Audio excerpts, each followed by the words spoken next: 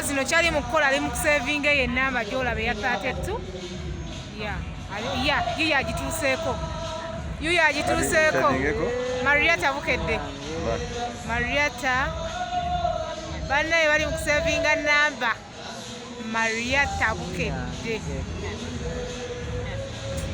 Mariata tuli mu kulaba nga muzibe emu Mariata agezaako kuwandiika linnya lyange musimu wankoze bwenti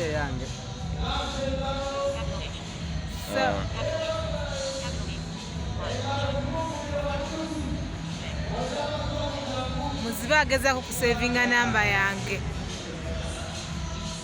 Mariata wa gospel kati saving okay manya gange nze kitumba Eric ni muyimbi wa gospel ate nga njagala nnyo Katonda. Ekitundu kino eky'okuyimba wakitandika olina emyaka emeka? Ekitundu eky'okuyimba sijja kugamba nti myaka bwe giti oba bwe giti naye nze amazima gali nti nagenda okwetegereza naye ku ssomero nga nnyimba. Wajja otya tutegeezebwako nti oli muzibe? Waziba amaaso ng'olina emyaka emeka? Kitumba Eric naziba amaaso nga nyina emyezi 3 oluvannyuma olw'okulwala measles ku kyalo twali abaana 5 banande bafa naye nze Mukama nandekawo era bwe bugumu bwe nnyina omuweereza kubanga nkyaliwo n'enzikiza kati sigimanyi naye nze mpulira essanyu olw'okuba nti ndi n'abooluganda. Bakuyise okujja okuyimba kino ekivu kya mwana wewe oba akalembe bayita Dennis wawulidde otya?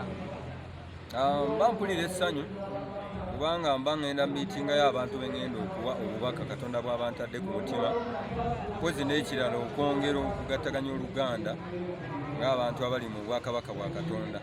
So nze kimpa essanyu wonna wonna we mba mpereddwa omukisa okuweereza timba ngenda kuweereza Katonda n'okuweereza obubaka Katonda bw'abantadde ku mutima.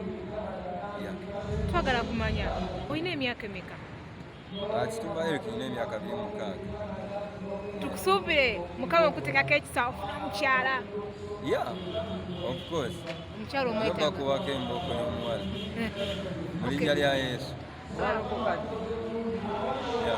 Walokoka ddi? Kitumba Eric yalokoka mu 2020. Nga ki ekikwalizizza okulokoka?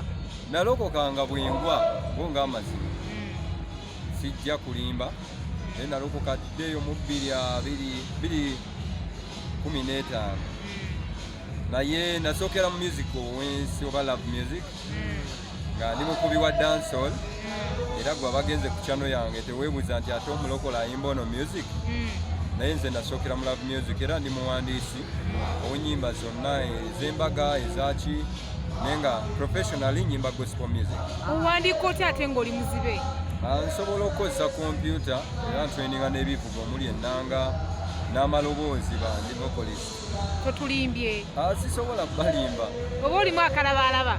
N'enzikiza nkugambye sigimanyi naye Katonda ekitiibwa nkimuddiza kubanga nange singa nali ate ndaba nesanga omuntu alinga nze nandimwewunyiza. Olumu neerabira nti siraba. Ogambye oba dansolo tukubemu akapera? Lwaki tetukalesaako enewe oluyimba baluyita kya bbeeyi gwe abagenze ku channel yange Kitumba Eric oba ojja ddulaba n'endala ennyimba ziri mu styles ez'enjawulo omuli Afro ne performance zange ze nasookako okukola oba ojja ziraba.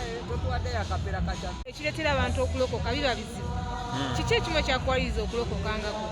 Ekyandeetera okulokoka actually sina bizibu naye kuzuula ne mpulira nga nze ani akula ne ntuuka wano nga siraba nga nsobodde okusoma ne ntambula ng'emmotoka tezinnankoona kati ne ndowooza era ne mmanya ne nnuŋŋamizibwa omwoyo nti abasinga badduka Katonda bagenda wa Katonda olw'ebizibu ne ŋŋamba lwaki nze simuweereza nga nkyasobola okussa era nga njogera ekozesa eddoboozi omuweereza.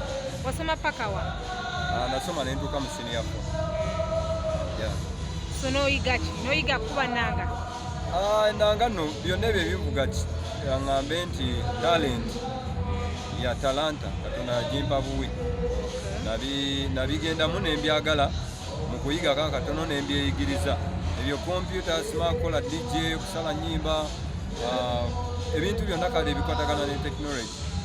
Ebiseera ebisinga kwekugula nga nze mpozi n'abantu kale okunyambako. Njagala nnyo okuvumbula. Yes. Essomero ly'osomeramu secondary first year mpaka senior 4 lyali lya babulemu bokka oba bantu balina? Twasomera mu masomero galimu abantu ababulijjo oba abantu abataliiko bulemu bulabika. Era like primary gye nasomeramu twamala ekyomusanvu abalenzi 2 abaali balina obuzibu ku maaso naye nga basigadde abawala bonna baali balaba. N'amasomero amalala twasomanga n'abalala abalaba naye ng'era tusoma amasomo ge gamu lwakuba nti twawula mpandiika yokka. Osomozebwa ki kwe wayitamu mu kaseera ako mu ebibiina ebyenjawulo bye wayitamu osoma n'abo abantu abalina ate nga oba oli awo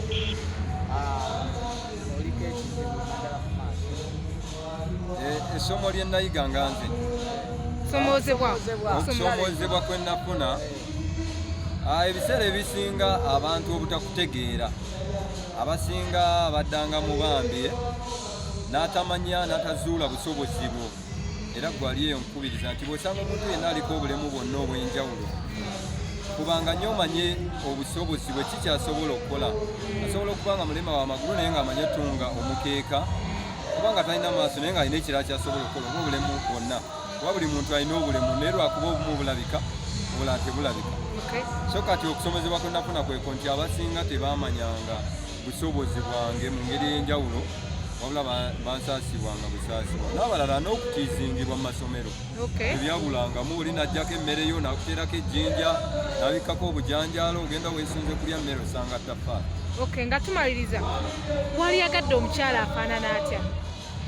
Sijja kufa ku kyakkala naye nzikiriza nti omutima Katonda bw'aba amukuleesedde omuwulira nti ono tujja kukwatagana, ono omutima gwange tegumusiimye naye sifa nnyo ku kyakkala.